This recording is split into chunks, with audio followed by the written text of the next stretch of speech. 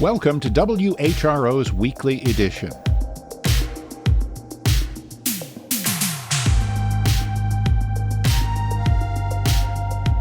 I'm Doug Boynton. In this week's program, WHRO's Barry Graham sits down with Ramin Fatehi to discuss the decrease in 2023 crime rates. Climate reporter Katherine Hafner takes us inside the Elizabeth River Project's new headquarters. The easement is committing the Elizabeth River Project to deconstruct the building and return the site to the river as a fully restored shoreline when sea level rise reaches the point that it's no longer sustainable to occupy the building. And WHRO reporter Laura Philion speaks with Sentara Health's first ever sustainability director to break down her new role.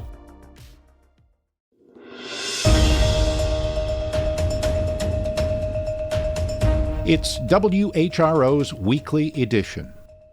Republican delegates have opposed changing Virginia Beach's city charter to formalize the city's new voting system. Democrats called on them to set aside politics and a pending legal challenge.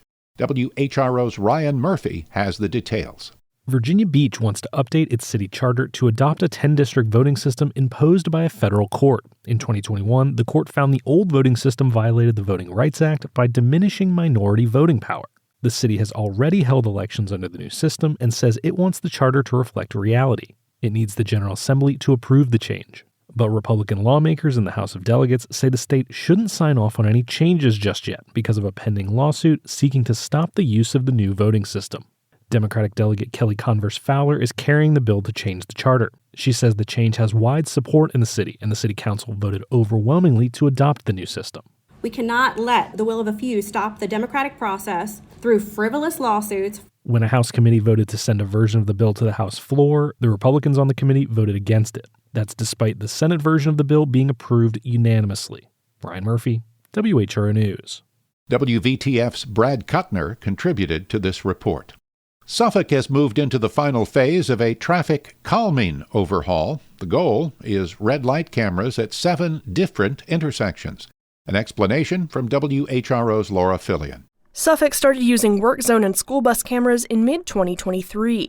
By November, the city had collected $5 million in revenue from paid tickets. That money goes into a dedicated fund for traffic safety projects like new crosswalks and streetlights. Hopefully it's a diminishing revenue, and each month, as people recognize they need to slow down, that revenue will get to be less and less. That's Robert Lewis with the city's Public Works Department. He says speeding leads to more severe accidents. The city knows it can't completely eliminate crashes, but controlling speed can make them less dangerous. Laura Philion, WHRO News.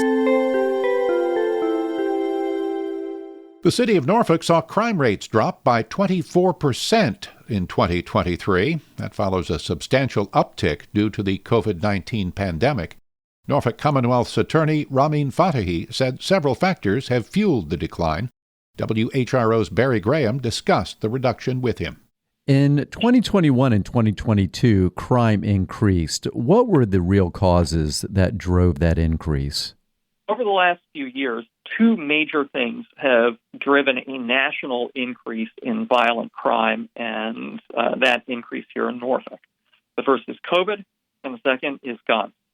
COVID caused mass social dislocations all over the country. People were out of work. They became financially insecure. Schools closed. Rec centers closed. All of those pressures, in addition to the mass death that we saw during COVID, caused stress. And that stress caused people to act out and to commit acts of violence in ways that they hadn't before COVID. In addition, during COVID, we saw an additional 50 million guns go into circulation nationally. And what we see is that the more guns we have in circulation, the more violent crimes turn into fatal crime. And as America's numbers went up, Norfolk's numbers went up with them. Let's talk about community engagement. What role does that play in decreasing crime? Community engagement has two benefits.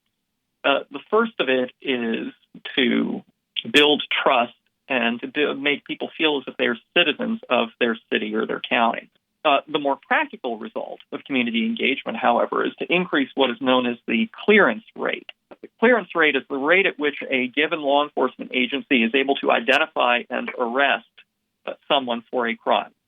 Those clearance rates nationally have been dropping for the past 50 years as people lose trust in the criminal justice system and as the criminal justice system has a reckoning for the police and prosecutorial abuses of the past. The more people distrust the system, the less likely they are to pick up the phone and call and report themselves as witnesses. The less likely they are to be jurors. And the less likely they are as jurors to be convinced beyond a reasonable doubt that somebody has committed a crime. Community engagement is an effort to get people to help the police so that the police can make an arrest and so that we as prosecutors can prosecute the case and hold people accountable for violence. So we're seeing a historical drop in crime here inside the city of Norfolk as well as nationally. How do we sustain this? As a city and as a nation, the way that we sustain these positive trends is by dealing with the root causes of criminogenic behavior. It is by providing more plentiful blue-collar jobs, by providing better nutrition and more financial security to children. The biggest anti-crime program on earth is prosperity. What we can do here in Norfolk is to continue to deconcentrate poverty.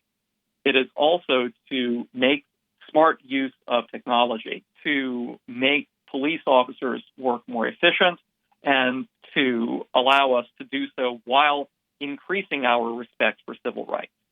But unfortunately or fortunately, whatever rising tide lifts all boats nationally will lift Norfolk. And if the tide falls, we will fall with it.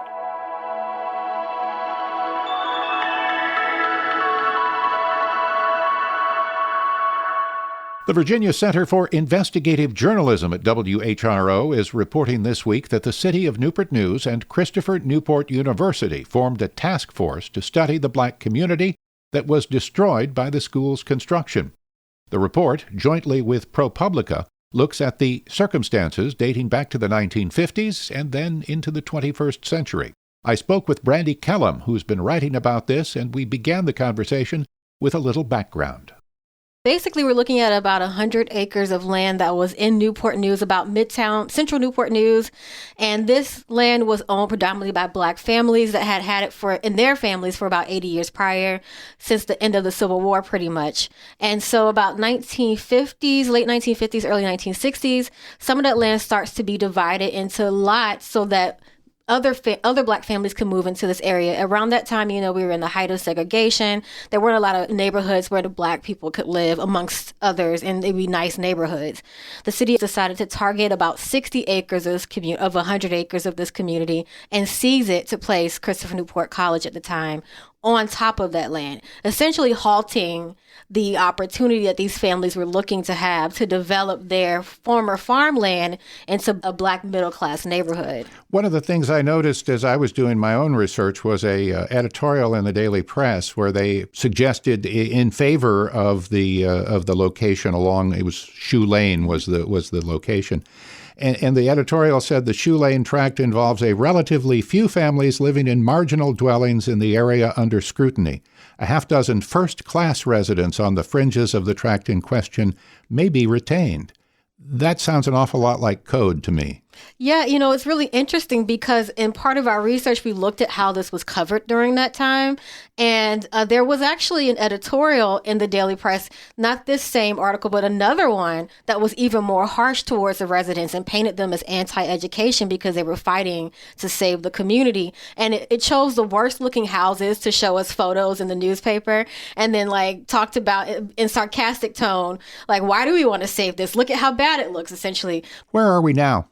So today, because of our reporting, we actually have had a lot of updates. So in the beginning of the year, Delegate Dolores McQuinn out of Richmond, she's a Democrat, she introduced a bill to establish a commission that would look into how Christopher Newport and other universities around the state have uprooted black neighborhoods. The city of Newport News and Christopher Newport University announced that they're launching a task force to look into how the college caused harm to residents that lived in the community by seizure of the property in the 1950s and 60s and the expansion today. So they're looking at their roles. The city and the college are currently looking at their role and what happened to this community. Where is this likely to lead? That's an interesting question. Well, you look at a task force and a commission and you know that that's meant to study, right? Ultimately, there will be some policy decisions that are some recommendations that are suggested, and then it will be up to those entities to implement them. With the McQuinn bill, it has to go through a lot of hurdles in order to get through legislature and actually become a commission in order to study it, and that would take about 3 years. But with the city and the college currently, really it's up to, it's not an independent study, so they're looking at it themselves. So it's really in the hands of them in terms of what can be done to rectify what happened to this community. I'm curious, were you able to talk to anybody who was there when these original decisions were made? A lot of the people who were involved in making these decisions are no longer here with us. But there are still people who were involved in the community itself. Just to add this, the community itself in the 1950s and 60s did have 60 acres seized from it, but the college continued to expand over the next 60 years. So there were definitely people in power who are still alive today that made decisions that contributed to the full erasure of the community that we see today. Paul Treble? Under his administration, about 60 or so houses were acquired by the college. At least one of them was acquired by leveraging eminent domain, and that was in 2005, so that was very recent.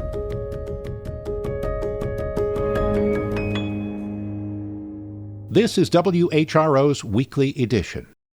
Portsmouth's City Council says it opposes the Port of Virginia's efforts to purchase the terminal it runs in the city, but port officials say they don't know what the city is talking about.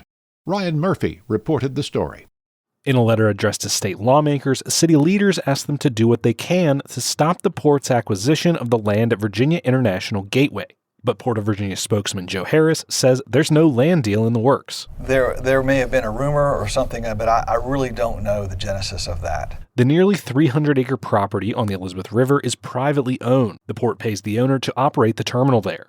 Portsmouth Mayor Shannon Glover said $9 million in local taxes a year could evaporate if the state-owned port takes ownership of the land. Harris says the port's lease for Virginia International Gateway runs through 2065. Ryan Murphy, WHRO News. We should mention WHRO's Vice President of News, Maurice Jones, is a member of the Port of Virginia's Board of Directors. Jones is not involved in directing news coverage of the port. The Elizabeth River Project's $8 million new headquarters in Norfolk is nearly complete, but they're already talking about tearing it down because of sea level rise. And as WHRO's Katherine Hafner reports, that's kind of the point.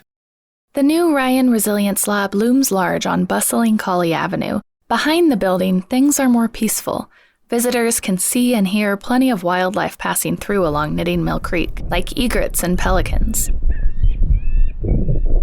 This brand new modern building is now home to the nonprofit Elizabeth River Project, and it will be for the next 6 decades or so, until sea levels reach a point of no return. After that, it'll be completely dismantled. We leave, and the waters come. That's Louisa Black Ellis, resilience manager for the Elizabeth River Project. She says the nonprofit chose the site because it is so vulnerable to flooding. They want to show people how to balance current land needs with long-term realities. That's modeling a way to sustainably develop in a coastal floodplain when you have such a drastically high rate of sea level rise. Eventually, that will mean retreating to let wetlands migrate inland. In the meantime, the nonprofit constructed the site itself to be sustainable. Welcome to the beautiful Ryan Resilience Lab. This is one of the first of its kind, really a global model for urban coastal resilience that we have right here in our beautiful city of Norfolk. That's former Virginia First Lady Pam Northam, who now works for the Elizabeth River Project. On a recent tour of the building, she points out some of its green features. And over to our left here, we have our beautiful rain garden, our permeable pavers in the parking lot. This gives me a great, even our carpeting is made from recycled materials. There's also a green roof, solar panels, and rainwater repurposed for toilets. An accessible walkway out front is actually a floating dock. During a flooding event, people will be able to get to safety easy when this will go up and down with the level of the water. So exactly how far do waters have to rise before they pack up and leave? Officials are not leaving that to chance. The nonprofit is using an unconventional new legal tool to hold future leaders accountable. It's called a rolling conservation easement. A typical conservation easement allows property owners to protect their land from future development. Ellis says in this rolling version, the easement is committing the Elizabeth River project to deconstruct the building and return the site to the river as a fully restored shoreline when sea level rise reaches the point that it's no longer sustainable to occupy the building. Officials say they're the first in the nation using such an easement that is privately held. The idea came from another Norfolk nonprofit, Wetlands Watch. Director Mary Carson Stiff says they want to address sea level rise with experimental strategies. And this was a slam dunk effort. Over 3 years, they worked with the Elizabeth River Project, a local land trust, and the Virginia Institute of Marine Science to develop the specifics. Stiff says what it comes down to is this. There's a certain trigger point that occurs that means that that property has to be removed and allow for the water to take over. That trigger point will be when sea level rise reaches about 6 feet in Norfolk, which is expected to happen in the 2080s.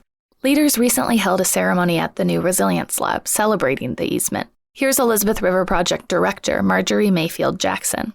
Today, we look to the future, to when a global problem becomes very local. Then the group signed the legal document. There goes the notary seal, protecting this land forever.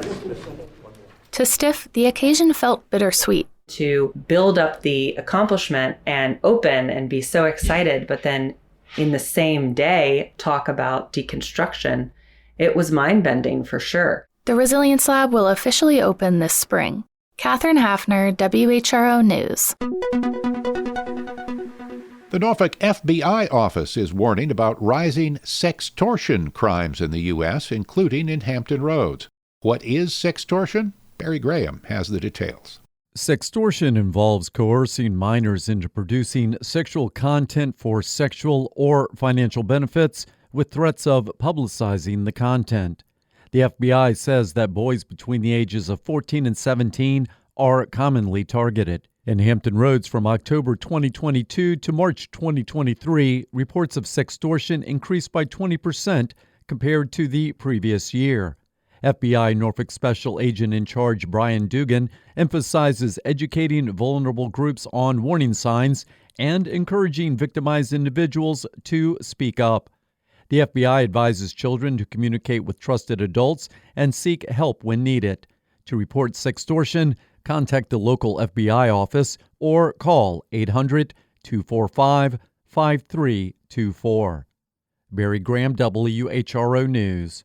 This is Identity Theft Awareness Week, and a 2022 survey says people with more internet experience are more likely to be victims of cybercrime. In an earlier interview, ODU professor of sociology and criminal justice Randy Gainey says the research finds we may be our own worst enemy. People want the goodies, right? So this perfectly legit place asks for X, Y, and Z, and I think that we sometimes forget that a lot of places aren't terribly legitimate, or those places are at risk of getting hacked as well. Fraudulent emails were most common for businesses, credit card fraud most common for individuals.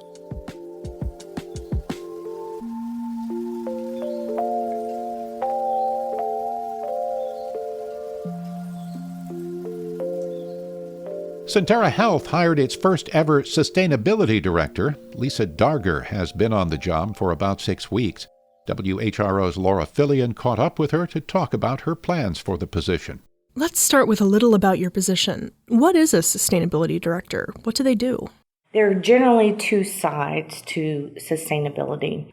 One involves hard metrics, where we measure our greenhouse gas inventory, electric usage, supply chain, purchases, procurement, fleet management, all of those hard, measurable types of things. Then we have what I term the warm and fuzzy side of sustainability. It's engagement of employees and the community to help people understand how small things in their day-to-day lives can make an impact on our environment. The healthier our planet, that means our patients are living in a more healthy environment. Why does Sentara want to hire a sustainability director now? I think there's a multitude of factors that just really came together. The timing seems to be perfect. We do have a new president who has his own vision of one Sentara, and part of that is one sustainable Sentara. Managing an organization, looking at costs, looking at how you do business, looking at how you engage your employees, and then how you engage with your community. And sustainability is definitely a thread. What's Sentara's biggest energy consumer? Hospitals and our MOBs are non-hospital institutions. Electricity would be the biggest factor, over 50% of our overall carbon footprint. Are you trying to change practices around it? We're considering right now electrifying some of our internal fleet. We have over 300 vehicles. Other things like, supply chain purchases. The biggest part of that electricity is heating and cooling. There are standards for patient care that we have to maintain consistently. There are large pieces of equipment that have to operate 24/7. But there are some areas where you can still reduce your electric demand. Cutting energy use is sustainable, but doesn't it also save money? Talk to me a little about the financial aspect of your job. Reducing your cost reduces your operating costs, your overhead, which means that you in turn can put more resources into the vital service lines, which is patient care. For example, if we reduce our energy costs, let's say by switching out to LED lighting, you're not compromising patient care, temperature, or anything like that, but you are saving bottom line dollars. So in turn, you can reinvest that. For example, emergency preparedness. That money can be used to ensure that all of our generators are secured in case we have a weather disaster, moving equipment up to higher floors so they're not affected by flooding. So it allows you more flexibility in how you use your resources. How does your new position impact patient care? This job is really, in a lot of ways, a behind-the-scenes sort of position. Anything that anyone does to improve our natural environment improves patient health. Air quality is a direct factor and influence on asthma. There are multitudes of examples out there. So anything I can do to reduce our carbon footprint has an indirect impact, positive impact on healthcare. That was WHRO's Laura Philion speaking with Sentara Sustainability Director Lisa Darger. You can read more of the interview at whro.org. You've been listening to WHRO's Weekly Edition. We had help today from WHRO's Ryan Murphy, Laura Philion, Barry Graham, and Katherine Hafner, WVTF's Brad Kuttner, and VCIJ's Brandy Kellum, also Connor Worley, who produced today's show.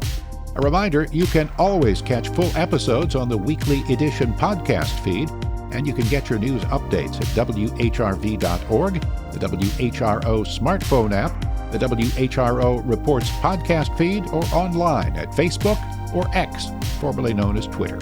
For all of us at WHRO and WHRV, I'm Doug Boynton. Thank you for listening.